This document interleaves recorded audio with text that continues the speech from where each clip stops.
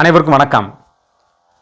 அண்ணன் சவுக்கு சங்கர் அவர்களை கடந்த ஒரு வாரத்திற்கு முன்னாடி தேனி மாவட்ட காவல்துறையும் கோயம்புத்தூர் சைபர் கிரைம் காவல்துறையும் ஒரு வாரத்திற்கு முன்னாடி கைது பண்ணி கோவை மாநகர சிறையில் அடைச்சாங்க.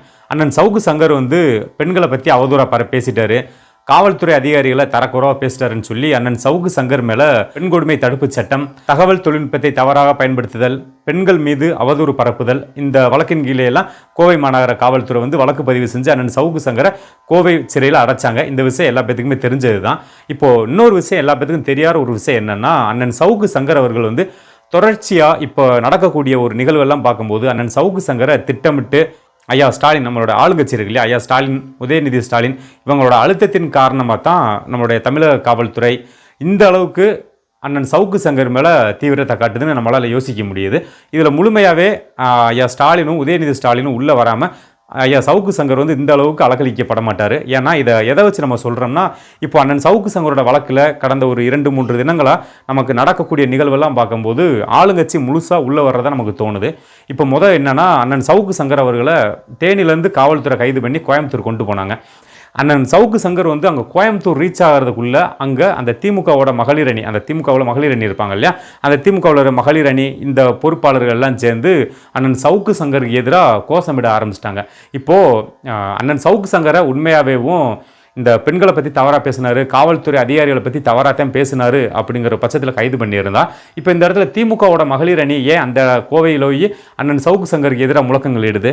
இது ஒரு பக்கம் போக, நேற்றைய தினம் அண்ணன் சவுக்கு சங்கரை மதுரை உயர்நீதிமன்றத்தில் ஆஜர்படுத்தும் போது அங்கேயுமே இந்த திமுகவோட மகளிர் அணி பெண்கள் அங்கேயும் போய் மதுரை உயர்நீதிமன்ற வளாகத்தில் நின்று அண்ணன் சவுக்கு சங்கருக்கு எதிராக கோஷம் போட்டிருக்காங்க.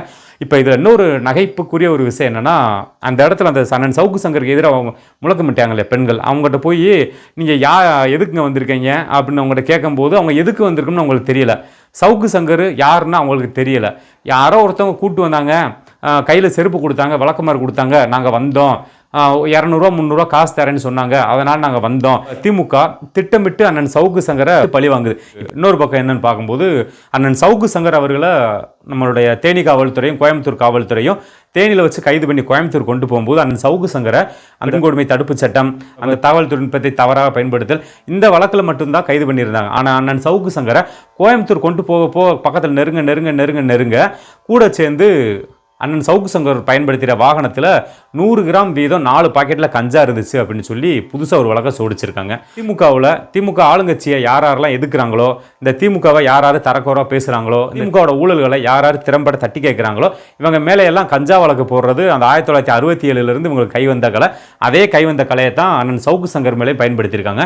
இப்போ இதில் இன்னொன்று என்னன்னா, அண்ணன் சவுக்கு சங்கரோட தேனி காவல்துறை 400 கிராம் கஞ்சா தான் இருந்துச்சுன்னு இது பண்ணாங்க. ஆனால் அண்ணன் சவுக்கு சங்கர் நேற்றைய தினம் மதுரை உயர்நீதிமன்றத்தில் ஆஜர்படுத்தும் போது இந்த காவல்துறை என்ன சொல்லுதுன்னா, அண்ணன் சவுக்கு சங்கர்கிட்ட நாங்கள் 3 கிலோ கஞ்சாவை கைப்பற்றணும்னு சொல்லி மாற்றி பிறல் பேசுகிறாங்க.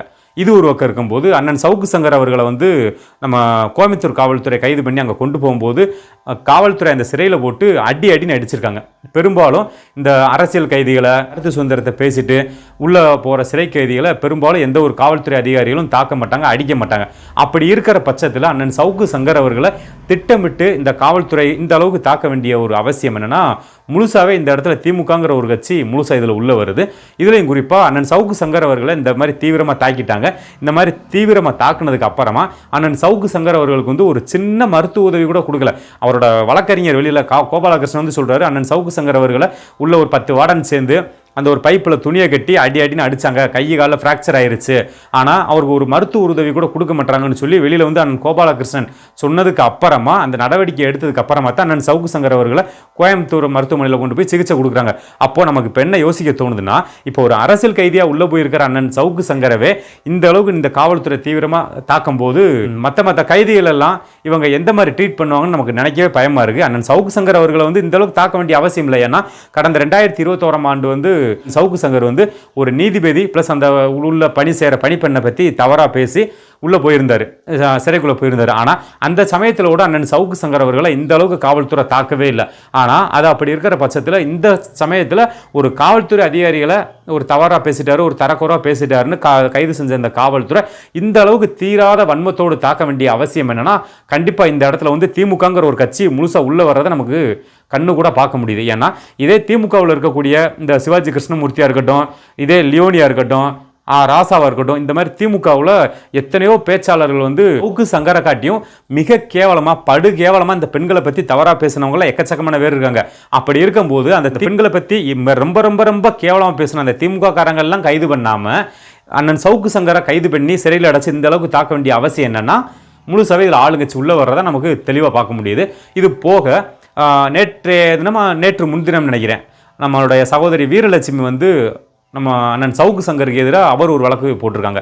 என்னன்னா, பெண்களை பற்றி ஒரு தவறாக பேசிட்டாரு, இதெல்லாம் மன்னிக்க முடியாத ஒரு குற்றம், அதனால் கண்டிப்பாக நம்முடைய தமிழக காவல்துறை வந்து அண்ணன் சவுக்கு சங்கர் அவர்களை வெளியே விடவே கூடாது, உள்ள நிரந்தரமாக சிறையில் அடைக்கணும், இவர் தீரா வன்மத்தோட பேசியிருக்காரு, இவர் பெண்களை வந்து ரொம்ப திட்டமிட்டே ரொம்ப ஒரு ஆபாசமாக பேசியிருக்காருன்னு சொல்லி ஏகப்பட்ட வன்மத்தை அக்கா வீரலட்சுமி கேட்குனாங்க. இப்போ நமக்கே தெரியும், அக்கா வீரலட்சுமி வந்து அக்கா செயல்படுறது எல்லாமே ஒரு திமுகவோட ஒரு சொம்புதுக்கியாதையும் செயல்படுவாங்க. ஏன்னா கடந்த ஆண்டுகளில் நமக்கு ஏற்பட்ட அனுபவங்கள், அந்த கடந்த ஆண்டுகளில் அக்காவோட செயல்பாடுகள் இதெல்லாம் பார்க்கும்போது முழுசாவே நம்ம வந்து அக்கா வந்து ஒரு திமுகவாக நம்ம பார்க்குறோம். அவங்க கட்சி வேணா தமிழக முன்னேற்ற படம்னு வச்சிருக்கலாம், ஆனால் அக்கா வீரலட்சுமி செயல்படுறதெல்லாம் ஒரு திமுகவுக்கு ஒரு செம்பூதிக்கியாதே செயல்படுறாங்க. அப்போது நமக்கு இந்த விஷயங்கள் எல்லாம் ஒரு இது போல் இன்னும் எக்கச்சக்கமான விஷயங்கள் இருக்குது. இந்த மாதிரி விஷயங்கள்ல நம்ம திட்டமிட்டு ஒரு கம்பேர் பண்ணி ஒப்பிட்டு பார்க்கும்போது அண்ணன் சவுக்கு சங்கரோட விஷயத்தில் ஐயா மு.க. ஸ்டாலினும் உதயநிதி ஸ்டாலினும் முழுசாவே உள்ள அரசியல் பண்ணுறாங்க அப்படிங்கிறத நமக்கு தெளிவாக உணர முடியுது. இப்போ இன்னொன்று என்னன்னா, அண்ணன் சவுக்கு சங்கர் அவர்கள் வந்து ஐயா உதயநிதி ஸ்டாலினை பற்றியும் பெரிய ஐயா ஸ்டாலினை பற்றியும் அவர் பேசுனதில் எந்த விதத்திலும் தவறே கிடையாது. அவர் ஏகப்பட்ட கருத்துக்களை முன் வச்சார். ஊழல்கள், திமுக செஞ்ச முறைகேடுகள், திமுக வாங்கின லஞ்சம், இந்த மாதிரி ஏகப்பட்ட கருத்துக்களை முன் வச்சார். அப்படிங்கிறதுக்காக இந்த திமுக வந்து திட்டமிட்டு அவரை பழி வாங்குது. அப்படி இருந்தாலும் அவர் சவுக்கு சங்கர் பேசுனதில் இந்த காவல்துறை அதிகாரிகளை ஆபாசமாக பேசுனது, அந்த நீதிமன்ற பணிப்பெண்கள் நீதிபதிகளை தவறாக பேசுனது, இது தவிர்த்து அண்ணன் சவுக்கு சங்கர் அவர்கள் பேசுனதில் என்ன தவறாக பேசிட்டாரு? அவர் எடப்பாடி பழனிசாமிகிட்ட பணத்தை வாங்கிட்டு பேசுறாரு, பணத்தை வாங்காமல் பேசுறாரு, இதெல்லாம் ரெண்டாவது பட்சம். இப்போ நம்ம அந்த கருத்துக்கு வரவே இல்லை. ஆனால் அண்ணன் சவுக்கு சங்கர் அவர்கள் செந்தில் பாலாஜியை பற்றி பேசுனது என்ன தவறு இருக்குது? அண்ணன் சவுக்கு சங்கர் அவர்கள் உதயநிதி ஸ்டாலினை பற்றி பேசுனது என்ன தப்பு இருக்குது? ஸ்டாலினை பற்றி பேசுனதில் என்ன தப்பு இருக்குது? கனிமொழியை பற்றி பேசுனதில் என்ன தப்பு இருக்குது? மொத்தத்தில் அவர் எல்லாமே அந்த திமுக செய்கிற ஊழல்களவும் முறைகேடுகளும் புட்டு வைக்கிறாரு. அதனால் அண்ணன் ஐயா ஸ்டாலின் வந்து ஒரு தீரா பகையோட ஒரு தீரா வன்மத்தோட ஒரு தக்க தருணத்தை எதிர்பார்த்து காத்திருந்திருக்காரு. அந்த இந்த பெண் காவல்துறை அதிகாரிகளும் ஒரு நேர்மையான டிஜிபி அதிகாரியும் ஒரு தரக்குறைவாக பேசிட்டாரு, வேறு வழியே இல்லை, இந்த வழக்கில் தூக்கி வர உள்ளே போட்டால் தான் உள்ளே போட்டு நம்மளுடைய வன்மத்தை நம்மளுடைய தீராத பகையை சவுக்கு சங்கர் மேலே காட்டிடணும் அப்படிங்கிறதுலாம் ஒரு தீரா முனைப்போடு தான் இந்த நம்ம திமுக வந்து செயல்பட்டு அண்ணன் சவுக்கு சங்கரை பழிவாங்குது அப்படின்னு நமக்கு தெளிவாக பார்க்க முடியுது. இது ஒரு பக்கம் இருந்தாலும் இப்போ சமீபமாக இன்றைய தினம் வந்து தேனி காவல்துறை வந்து சங்கருக்கு சொந்தமான அந்த யூடியூப் ஆஃபீஸு மற்றும் அவருடைய இல்லங்கள் எல்லாம் கஞ்சாவை புதுசாக பரிசோதனை பண்ண போயிருக்காங்களாம். ஆமாம், இவங்க பெருசாக அப்படியே தமிழ்நாட்டோட காவல்துறை அப்படியே தமிழ்நாடு முழுசாக இருக்கிற அந்த போதைப்பொருள் கிடங்குகள், அந்த போதைப்பொருள் கடத்துறவங்க, அந்த கஞ்சா வியாபாரிகள், அந்த போதை மாத்திரை கடத்துறவங்க எல்லா பேர்த்தும் அப்படியே எப்படி சொல்ல ஒரு கட்டுக்குள்ளே வச்சுருக்காங்க. எல்லா பேர்த்தும் கைது பண்ணி அப்படியே எப்படி எல்லாம் இரும்புக்காரங்க கொண்டு அடக்கிட்டாங்க. அப்படியே புதுசாக ஐயா சவுக்கு சங்கரோட அலுவலகத்திலையும் அவரோட வீட்டிலையும் போய் புதுசாக கஞ்சா இருக்கான்னு பரிசோதனை பண்ண போயிருக்காங்க. இப்போ தமிழ்நாட்டில் எடுத்துக்கிட்டிங்கன்னா தினசரி நம்ம செய்தித்தாளில் பார்க்கக்கூடிய ஒரு செய்திகள் என்னென்னா, ஏதாவது ஒரு ஊரில் கொலை நடந்திருக்கும், ஏதாவது ஒரு ஊரில் கொள்ளை நடந்திருக்கும், ஒரு மாவட்டத்துக்கு மாவட்டம் போதைப்பொருள் கடத்தல். இந்த இன்னைக்கு கூட எடுத்துக்கோங்க, திருச்சியில் மூட்டையாக போதைப்பொருள் சிக்கியிருக்குது. நேற்று எடுத்துக்கோங்க, சென்னை விமான நிலையத்தில் பல கோடி மதிப்பிலான போதைப்பொருள் பிடிச்சிருக்காங்க. இந்த மாதிரி காலையில் பொழுது விடிஞ்சாலே நம்ம செய்தி பார்க்குறதே போதைப்பொருளோட இதில் தான் நம்ம செய்தி பார்க்க வேண்டியிருக்கு. இந்த லட்சணத்தில் இவர் வந்து ஒரு 400 கிராம் கஞ்சா வச்சுருந்தாராம். உடனே இவர் அலுவலகத்தில் கஞ்சா இருக்கா, இவரோட வீட்டில் கஞ்சா இருக்கான்னு இந்த காவல்துறை பரிசோதனை பண்ண போயிருச்சு. இன்னைக்கு தமிழ்நாட்டில் இந்த அளவுக்கு போதைப் பொருள் கலாச்சாரம், இன்னைக்கு இந்த அளவுக்கு இளைஞர்கள் சீரட்டு போயிருக்கிறதுக்கு மிக முக்கியமான காரணம் இந்த காவல்துறை தான். ஏன்னா இந்த காவல்துறைக்கு தெரியாமல் நம்ம இந்த தமிழ்நாட்டில் ஒவ்வொரு ஊர்லேயும் ஒவ்வொரு மாவட்டத்திலையும் யாரும் கஞ்சா விற்கிறது கிடையாது, போதை மாத்திரை விற்கிறது கிடையாது.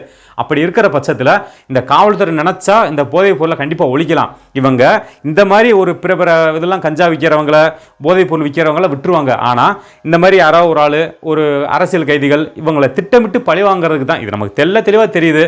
அண்ணன் சவுக்கு சங்கர் அவர்களை ஸ்டாலினும் உதயநிதி ஸ்டாலினும் ஒட்டுமொத்த திமுகவுமே அண்ணன் சவுக்கு சங்கரோட விவகாரத்தில் நல்ல தீவிரமாக விளையாடுதுன்னு நமக்கு வந்து ரொம்ப கண்கூட காண முடியுது. கண்டிப்பாக இது ஒரு நாள் ஒரு முடிவுக்கு வரும். ஐயா ஸ்டாலினும் அவருடைய புதல்வர் உதயநிதி ஸ்டாலினுக்கும் இந்த அரசாட்சிங்கிறது ஒரு நிரந்தரம் கிடையாது. ஏன்னா ராஜராஜ சோழன், அருண்மொழி சோழன், அரசேந்திர சோழனோட பரம்பரையெல்லாம் விழுந்து போயிருக்குது. அப்படி இருக்கிற பட்சத்தில் இந்த திமுகங்கிறதெல்லாம் ஒரு ஒரு கொசுவுக்கு கூட சமம் கிடையாது. கண்டிப்பாக திமுகவுக்கு ஒரு நாள் அழிவு காலம் இருக்குது. இவங்களுக்கும் ஒரு நாள் முடிவுரை எழுதப்படும். நன்றி.